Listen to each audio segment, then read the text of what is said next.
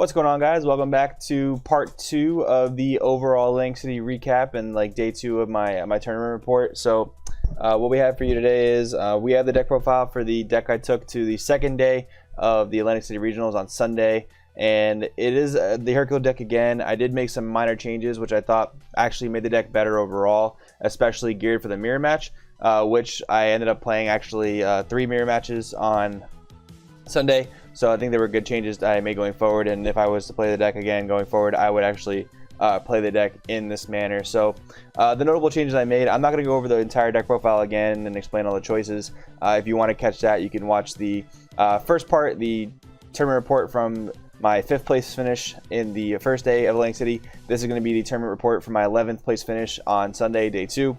So I'm not going to go over the entire deck profile and all the choices, but I will go over the notable changes. So in the first deck profile from Saturday's event, I was playing the one of Scientist Fu, the Overwhelm 7, tap 1 energy, double strike, draw 2 cards. I talk about in that video how it wasn't super duper impactful. It wasn't very it underperformed a lot throughout the day, which is really one of the best Overwhelm cards in the game. But in this deck, in the way this deck just accumulates advantage, it really wasn't necessary. You needed more big bomb cards, and the biggest bomb card in the deck is the Beyond Darkest Demigra win condition. So I decided to cut one Scientist Fu for the 4th Announcer Ever Curious. The previous list only did play 3. I wanted more black cards that were easily put into grave, and I wanted more cards that allowed me to dig deeper into my deck, because I wanted to be able to see my Darkest Demigra earlier by making my deck thinner. And if you guys didn't know, deck thinning is in fact deck winning. So I wanted to be able to dig deeper into my deck, so I could +1 off the Announcer and then plus another 1 off comboing it into my leader. So I can just see more cards in my deck and dig for Demigra better and get more black cards to grave more easily. The other noticeable change I made, I cut the at all cost Vegeta. The deck list finally fits on the entire screen, which is pretty nice. And I cut the at all cost Vegeta for the 4th Awakening Talent Pan. I wasn't a huge fan of the at all cost Vegeta. I always talk about how I don't like at all cost Vegeta in any deck that's not playing yellow, and since we are not mainboarding any type of yellow, I didn't really like it as a finisher or as a win con, anything like that, because it puts you in very awkward life scenarios like 2 life, maybe even 3 life, or even down to 1 life to try and go for game, and it loses to a single negate. So I ended up cutting it for the 4th Awakening Talent Pan. All day on Saturday before the Sunday event, I noticed how important it was to be able to awaken myself on command, and upping the Announcer Ever Curious to 4 to be able to search my now 4 Awakening Talent Pans allowed me to get there all the time, which is really, really good. I actually ended up winning a few games because I was able to awaken before my opponent in the mirror match, and they got stalled out because they only played their 3 Ever Curious and their 3 Pan, so they couldn't see Pan as consistently as I could.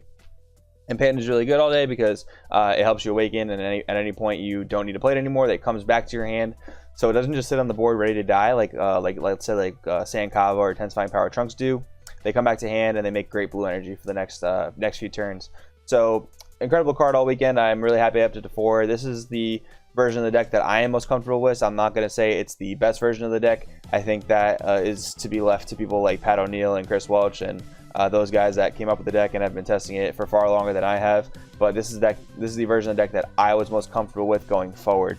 So that's all I'll say about that. The rest of the main deck is exactly the same. Xeno Button's broken. Beyond Darkest Demigra is insane.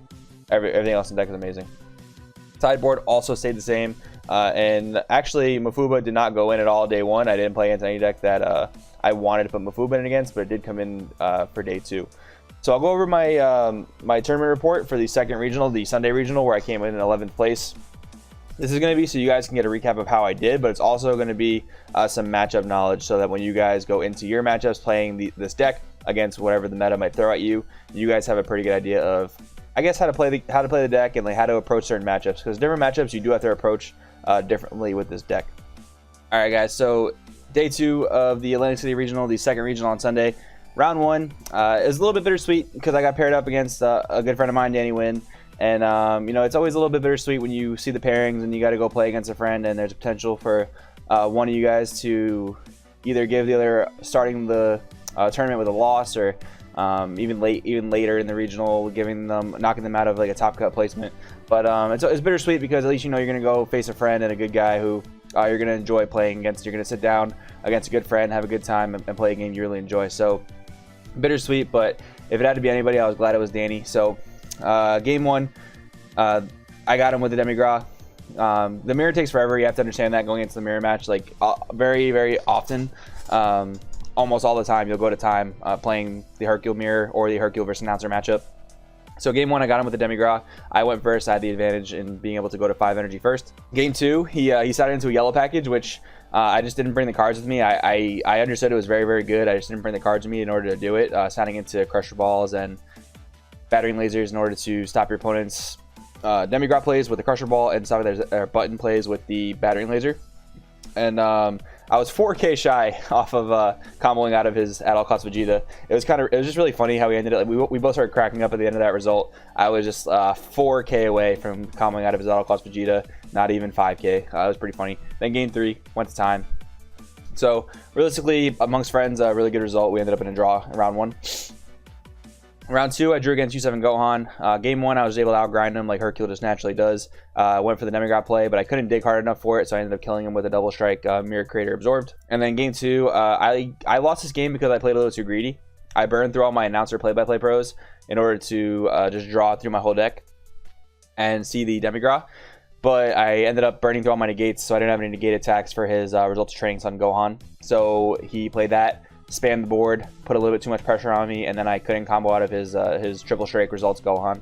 So make sure against the decks that you need to hold the negates for, especially like announcer, and especially certain other decks like Storm, that you don't burn through your negates in a greedy fashion. They're really important, especially against some decks in the late game. Then we ended up drawing in round 3.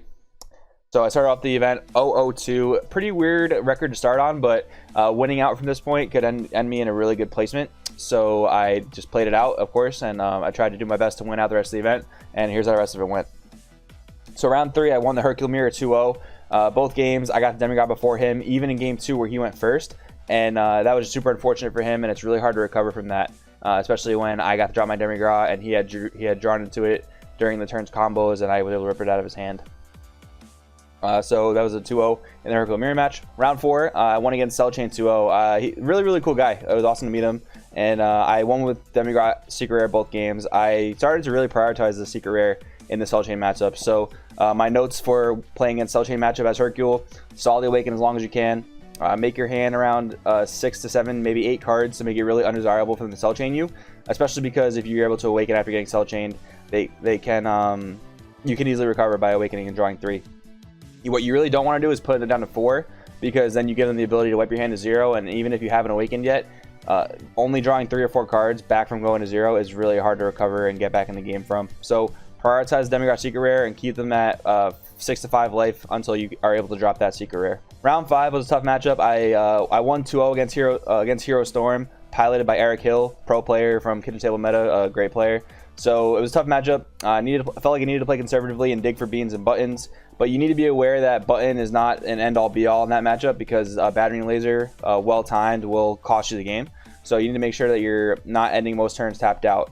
You're not going to really be able to play for the Demigras Secret Rare Wing Condition because it costs so much energy, and it's going to be pretty rare you make it to 5 energy. So you need to really capitalize on making them put themselves down to low lives. And what I did there is in game 2, I was able to drop the Mirror Creator Absorbed and go for game on his last life. He put himself down to 1 to try and do damage to me, but I was able to combo out of most of it, and then I went for Mirror Creator Absorbed to go for game on his last life. So great match. I'm really happy I was able to pull out a win against a player of that caliber. Round 6, I won 2-0 against Announcer. So this is a tough matchup because they're able to maintain hand size almost as well as you are. So you need to hold in your gates for the triple strike combos, and you need to be able to out combo the rest of their swings. They're not going to swing you a whole lot throughout the course of the matchup. They're actually going to negate you most of the time, so you can't really cycle with your leader and draw more cards. And it also hurts because it's harder to get your Demigras win condition set up. But if you can establish the Demigras win condition, that matchup totally turns in your favor. And you can never charge a 6 because you have to respect the World Tournament Secret Rare. So keep that in mind, guys, against Announcer. You really have to try hard not to charge a 6 unless you play Demigras and rip the World Tournament Secret Rare out of their hand. And then round 7, so at this point I was 4-0-2.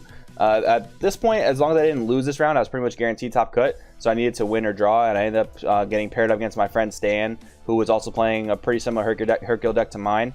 So we ended up playing the last round in the mirror, and I ended up getting Demigras off on him turn game 1. I actually was able to stall his awaken. So in the mirror match, I will never swing on my leader at an unawakened Hercule just to cycle cards. If I can stall them, and if they can't see pans, which is what happened in this game, you'll win immediately because you'll just see way more cards than them. You'll be able to set up your demigod play way easier than they will be able to by awakening and drawing way more cards. So I'll never help my opponent awaken in that matchup as unless I'm going to awaken on the same turn as them because of it with like awakening talent pan. But because he decided to swing on my leader and cycle through cards, I was able to awaken first and stall him out. Then in game 2, he went first, saw his pan. We awakened pretty much on the same turn, and he was able to drop demigod before I was able to. So I decided that game. And then game 3, we knew that it was going to go to time. We knew we were going to draw, so we made a gentleman's agreement because we're friends to side out the demigods. It might have been a bad call, especially in a competitive scene, but we didn't even make it to turn 3, I don't believe, so it really was a moot point at that point. We ended up drawing, and I ended up going 4-0-3 in the tournament and getting 11th place. So still a top cut placement, top 16. Super duper stoked about that, guys.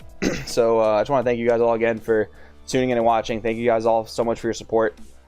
If you're someone out there watching that is debating on going to a regional or a big tournament, I want to strongly recommend you guys go.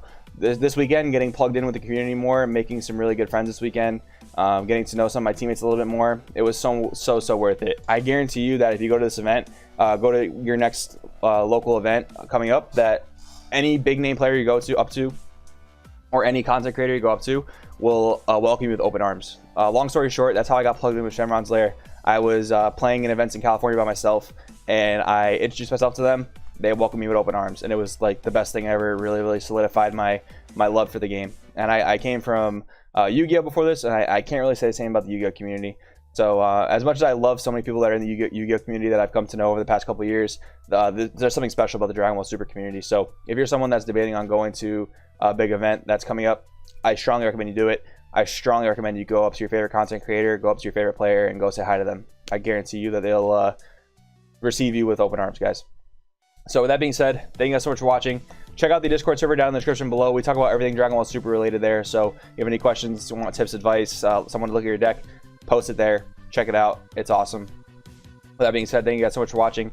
My name is Joey. This is Carlton TCG. I'll see you next time.